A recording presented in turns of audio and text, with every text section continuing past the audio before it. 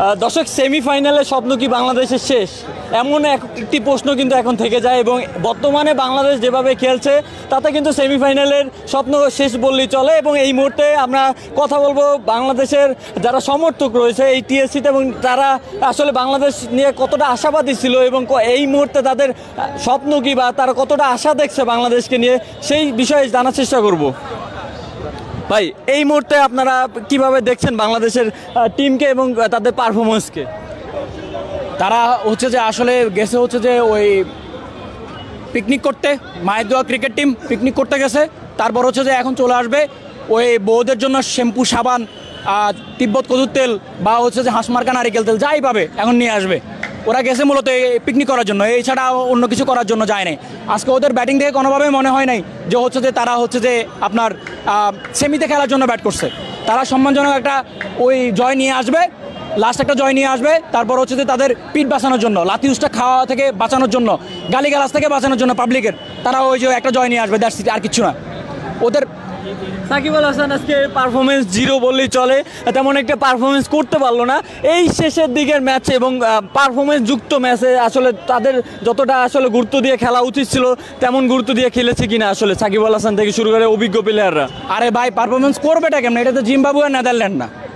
এই পুরো বিশ্বকাপের মধ্যে নেদারল্যান্ডের সাথে উনি একটু ভালো করছে। ওনার চোখের ইঞ্জুরি, এই ইঞ্জুরি সেই ইঞ্জুরি, উনি কি দেশের সাথে বেমানি করতেছে না? উনি যে তামিমকে নিয়ে বলে যে ইঞ্জুরি নিয়ে খেলা মানে হচ্ছে দেশের সাথে বেমানি করা, আপনার জায়গায় অন্য একজনকে সুযোগ দেন, উনি এটা বলছে না? উনি কেন, কোন ক্ষমতা বলে উনি আসেন? উনি বলছেন যে আমি যেদিন আমি ড্রাইভিং সিটে থাকবো না সেদিন হচ্ছে যে আমি ড্রাইভিং মানে বাসটা ছেড়ে দিবে। এখন দেখতেছি যে উনি ড্রাইভিং সিট তো দূরের কথা, পিছনে যে পাবলিক লোকাল যাত্রী থাকে, যাত্রীও দূরের কথা, উনি বাসের মধ্যেই নেই। তাহলে উনি কোন ক্ষমতা বলে এই থেকে বাংলার ক্রিকেটারে নষ্ট করতেছে উনি? ওই ওনার ফ্যান ফলোয়ার এখন কী করবে, ওই আমার ভিডিওটার কাইটা ওনার একটা অর্জন ওই কোন আমলে করছে জিম্বাবুয়ের সাথে বা অন্য কোনো দেশের সাথে, ওই একটা অর্জন উনি দেখাই দিবে। সাকিব আল হাসান অনেক কিছু করে ফেলছে, কিন্তু উনি দায়িত্ব নিয়ে কী করছে? সাকিব আল হাসান, মাহমুদুল্লাহ রিয়াদ এবং হচ্ছে যে আপনার এই যে ইয়ে বলেন শান্ত বলেন কিংবা সৌম্য বলেন, তানজিদ তামিম বলেন, করছেটা কি আজকে? লিটন হয়তো বা আজকে একটু ভালো খেলছে বা লিটনের মধ্যে দেখা গেছে হয়তো বা সে সেমিতে খেলার চেষ্টা করতেছে, কিন্তু বাকি কারোর মধ্যেই ওরকমভাবে কোনো কিছু দেখতেছি না।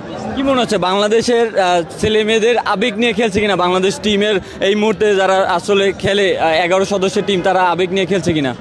ডেফিনেটলি আমাদের আবেগ নিয়ে খেলতেছে। আমি একটা জিনিস তাদেরকে বলবো যে আমাদের এভাবে হাজার হাজার কোটি টাকা নষ্ট করার একটি তোমাদের নাই, তোমাদের কোনো রাইট নেই আমাদের এই জনগণের টাকা নষ্ট করে এভাবে তোমরা আমাদেরকে পেন দিয়ে যাবা, মানসিক নির্যাতন করে যাবা তোমরা। তার চাইতে বলি মাজার রোডে ওই যে শাহ আলী মাজার আছে, মাজারে গিয়ে ওখানে আল্লাহ বিল্লাহ করবে, আর হচ্ছে যে মানুষের কাছে ভিক্ষা যাবে, দৈনিক অনেক টাকা পাবে এবং মাসে লক্ষ কোটি টাকা হয়ে যাবে, দোয়ায় দোয়া কামাবে, আল্লাহ বিল্লাহ করবে এবং হচ্ছে মাসে টাকাও ইনকাম হবে, শেষ। আমাদেরকে এত এই পরিমাণ আমাদের মানসিক নির্যাতন করতে হবে না এবং মানুষের বদদোয়া নিতে হবে না, উল্টা সোয়াব পাবে আল্লাহ বিল্লাহ করলে, শেষ।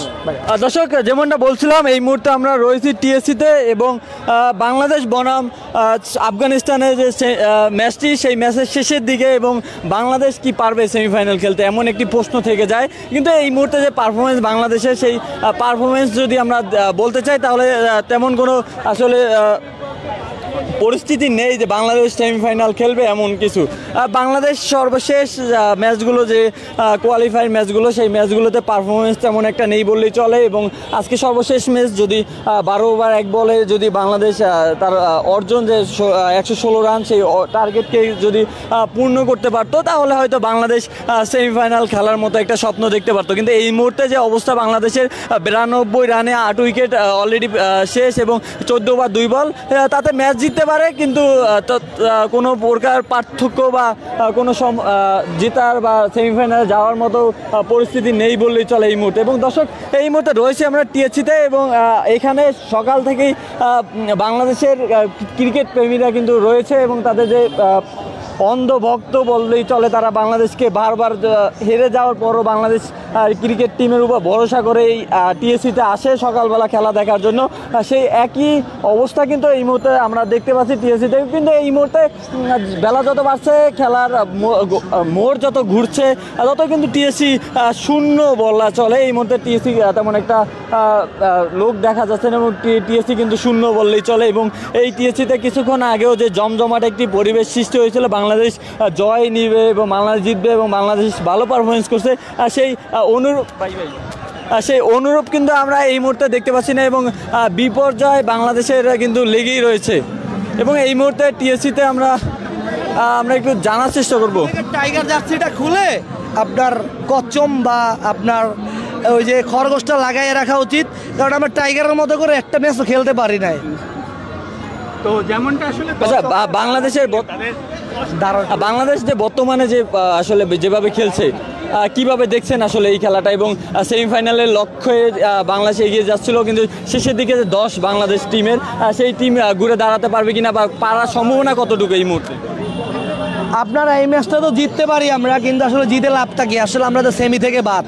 তো বাংলাদেশ সেমিতে যাওয়ার মতো যে একটা জেতার যে চিন্তা নিয়ে খেলা, এরকম জিনিসটা খেলা হয় নাই আজকে বলে আমি মনে করি। আসলে আমাদের ওপেনিং খুবই বাজে, আমাদের মিড অর্ডার খুবই বাজে। সাকিব আল হাসান আজকে একটা ভরসার জায়গা ছিল, সে প্রথম 5টা বল দেখে খেলতে পারতো, সেও দেখে খেলে নাই। তানজিদ সাকিব সে লাস্ট যে বলগুলো করছে, যে স্পিডে, তার গাইডলাইনটা দেওয়া হয় নাই। সে আমাদের মুস্তাফিজ আপনার যে 1 রান দিয়েছে লাস্ট 19তম ওভারে, কিন্তু সেটা আপনার তানজিদ সাকিব এসে 2টা 6 দিয়ে দিল। তো আসলে আমাদের গাইডলাইনটা দেওয়ার মতো বাংলাদেশ কোচের ভূমিকা, হাতুরু সিং এবং বাংলাদেশ ক্যাপ্টেন, এগুলো আসলে পরিপূর্ণ ছিল না। এই জন্য বাংলাদেশ আজকে আমাদের দুর্বল টিম নিয়ে যে এতটুকু আছে সেমির মতো, আসলে আমরা দলটা যদি ভালোভাবে গঠন হইতো আজকে আমরা সেমিফাইনাল কেন ফাইনালও খেলতে পারতাম।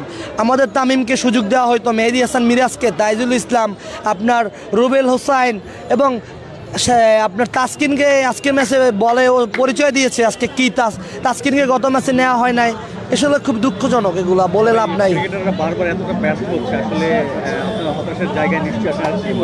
আসলে ক্রিকেটের জায়গা থেকে ক্রিকেট অর্থবিলাসী বেশি হয়ে গেছে। তো আপনারা এখানে অর্থবিলাসকে বর্জন করে খেলায় ফোকাস করুন, তাহলে আর কি মাঠে পরিশ্রম আপনাকে সাফল্যর জায়গায় নিয়ে যাবে। আজকে এই যে আপনার খেলোয়াড়রা যে 0 ডাব্বা মারেন, এগুলো হচ্ছে তাদের কর্মের ফল।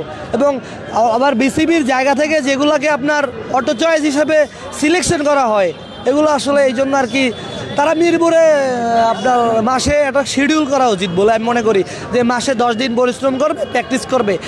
আমাদের খেলোয়াড়রা একটা 6 মারতে পারে না একটা ওয়ার্ল্ড কাপের T20 ম্যাচে, এখানে তারা সেট হইতে 2 ওভার লাগে, তো আপনার আপনার 1 ওভার লাগে সেট হইতে। তো এসব T20 এসব। আপনার কি মনে হয় যে বাংলাদেশের জন্য মিরপুরই শেষ ভরসা? মিরপুর স্টেডিয়ামে বাংলাদেশ জিততে পারে, এর বাইরে তেমন একটা পারফরমেন্স দেখা যায় না, শুধুমাত্র মিরপুরই তাদের ক্ষমতা, এমন কিছু মনে হয় কিনা?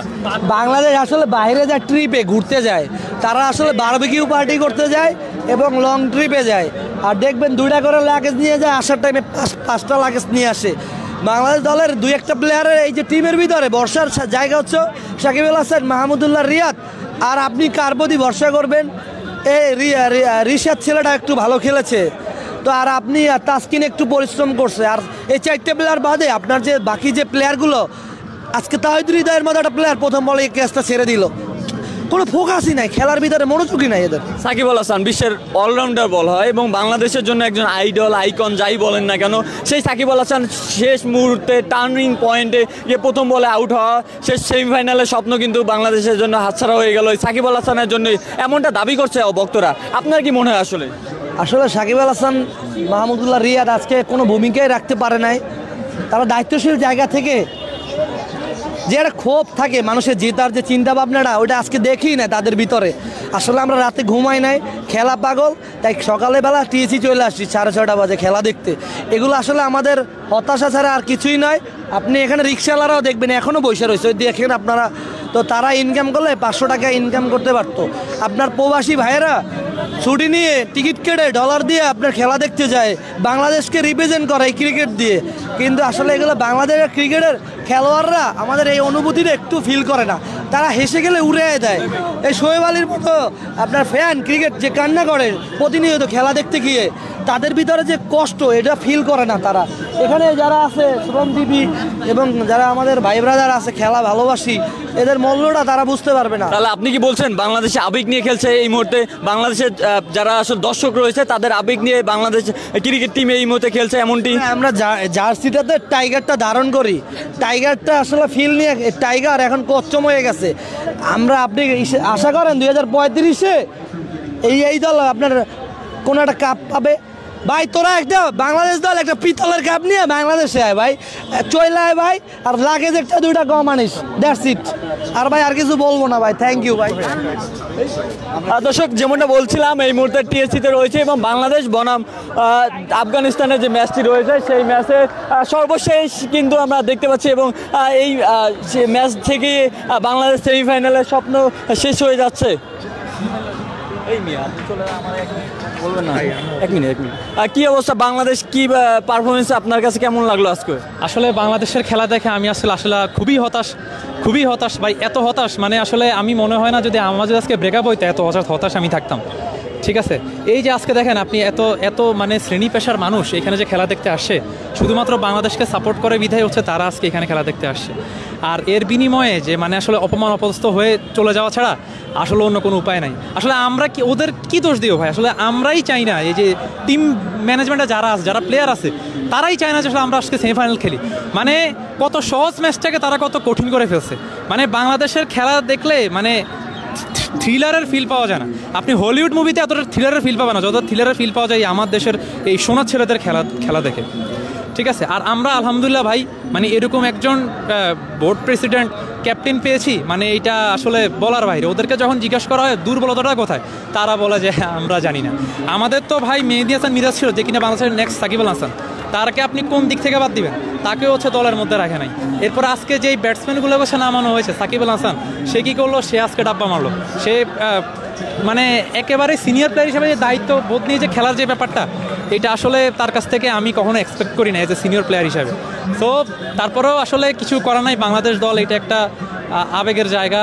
আমরা দেশটাকে ভালোবাসি, ক্রিকেটটাকে আমরা শ্রদ্ধা করি, আমরা হচ্ছে ক্রিকেটটাকে ভালোবাসি। এরপর হচ্ছে আমরা বেহায়ার মতো এই দলটাকে হচ্ছে আমরা সাপোর্ট করবো। কি মনে হচ্ছে বাংলাদেশ টিম আসলে মানুষের আবেগ নিয়ে খেলছে কিনা, বাঙালিদের আবেগ নিয়ে এই মুহূর্তে বাংলাদেশ টিম খেলছে কিনা, এবং বাংলাদেশের সর্বশেষ পারফরমেন্স যদি আমরা দেখতে চাই আজকের, এবং যে আশা নিয়ে আসলে এই মুহূর্তে সমর্থকরা দাঁড়িয়েছিল সেই আশা কিন্তু তেমন একটা দেখা যায়নি, এবং শেষ পর্যন্ত বাংলাদেশ হয়তো সেমিফাইনালে স্বপ্ন হারিয়ে ফেলেছে এবং যে জয় লাভ করবে তেমন আসলে পরিস্থিতি এই মুহূর্তে নেই।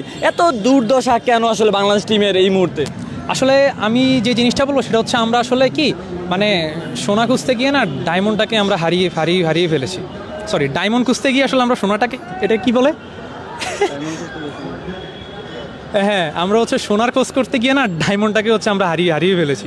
দেখেন আজকে যদি তামিম ইকবাল থাকতো অন্তত হচ্ছে সে একটা সিনিয়র পার্সন হিসেবে দায়িত্ব নিয়ে তারা খেলতো, কিন্তু আসলে তাকে কি ভেবে যে দল থেকে বাদ দিয়ে দেওয়া হয়েছে আমি নিজেও জানি না।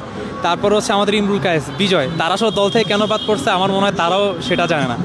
এই বোর্ডের মধ্যে মানে কি পরিমাণ যে আসলে দুর্নীতি পলিটিক্স যুক্ত, এটা যারা সাংবাদিক ভাই আছে এটা ওনারাই ভালো জানে, বাট এই জিনিসটা আসলে ওরা আসলে কখনো শেয়ার করে না।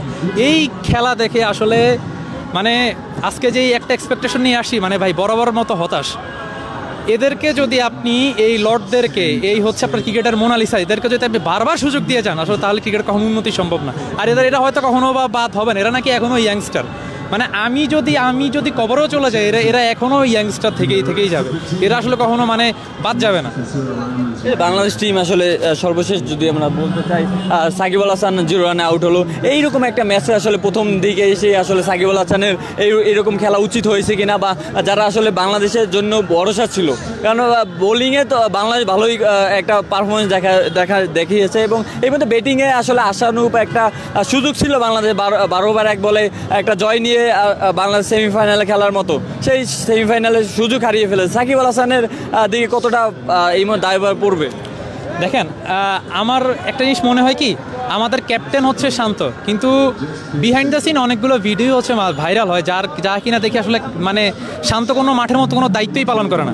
সব হচ্ছে আপনি দেখবেন যে মানে সাকিব আল হাসান সব লিড দিচ্ছে, যে কখন কাকে বল দিবে, কে ফিল্ডিং সেট আপ, সব হচ্ছে সাকিবই করে, শান্তর এখানে কোনো দায়িত্ব নাই। আর হ্যাঁ দেখেন আমাদের টিমে কিন্তু মোটামুটি বলা যায় যে 2 জন সিনিয়র প্লেয়ার আছে এখানে, আপনার হচ্ছে সাকিব আল হাসান আর মাহমুদুল্লাহ রিয়াদ, দুজনেই আজকে হতাশ, দুজনেই হচ্ছে মানে একেবারেই হচ্ছে আমাদেরকে হতাশ করে চলে গেছে।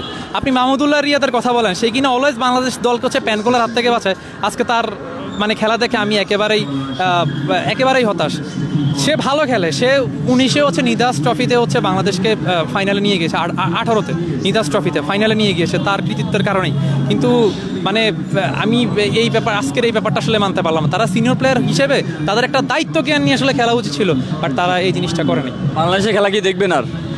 বাংলাদেশ দলটা হচ্ছে একটা আবেগের জায়গা, এই দলটাকে আমি ভালোবাসি। এই যতই খারাপ খেলুক, এটা আসলে একটা ভালোবাসার স্থান। এই খেল যতবারই হয় অবশ্যই আসবো, মন থেকে সাপোর্ট। দর্শক, যেমনটা বলছিলাম, বাংলাদেশ বনাম আফগানিস্তানের যে ম্যাচটি রয়েছে এবং এই ম্যাচ থেকেই বাংলাদেশের স্বপ্ন জয়ী একটা সেমিফাইনাল খেলার সুযোগ ছিল, সেই সুযোগ কিন্তু এই মুহূর্তে বাংলাদেশ টিম হারিয়ে ফেলেছে। এবং এই মুহূর্তে 13 বলে 12 রানের একটি ম্যাচের আমরা দেখছি 13 বলে 12 রান দরকার যদি বাংলাদেশ জয়ী লাভ করতে পারে, এবং 8 উইকেট কিন্তু অলরেডি পড়ে গেছে। এবং এই ম্যাচ যদি জিততে পারে তাহলেও বাংলাদেশ সেমিফাইনাল খেলতে পারবে না এবং কোয়ালিফাই থেকেই বিদায় নিবে বাংলাদেশ, এমনটি বলছিলেন। এবং এই মুহূর্তে টিএসসিতে রয়েছে এবং টিএসসিতে কিছুক্ষণ আগেও এই টিএসসিতে জমজমাট একটি পরিবেশ সৃষ্টি হয়েছিল। দর্শকরা আসছিল বাংলাদেশে খেলা দেখার জন্য, যেহেতু বাংলাদেশে খেলা হয়নি সেই অনুযায়ী সবাই লাইভ দেখছিল টিএসসিতে বসে বড় স্ক্রিনে। এবং এই মুহূর্তে বাংলাদেশের পারফরমেন্স দেখে কিন্তু মানুষজন চলে যাচ্ছে এবং কিছুটা ফাঁকা হয়ে গেছে এই টিএসসিতে। এবং আমরা এই মুহূর্তে যদি বলতে চাই, বাংলাদেশ সেমিফাইনাল খেলার সুযোগ হারিয়ে ফেলছে। বাংলাদেশ আর সেমিফাইনাল খেলতে পারবে না এবং বাংলাদেশ আজকে জয়লাভ করলেও তেমন একটা লাভ নেই বাংলাদেশের জন্য। এবং এই ছিল সর্বশেষ টিএসসি থেকে।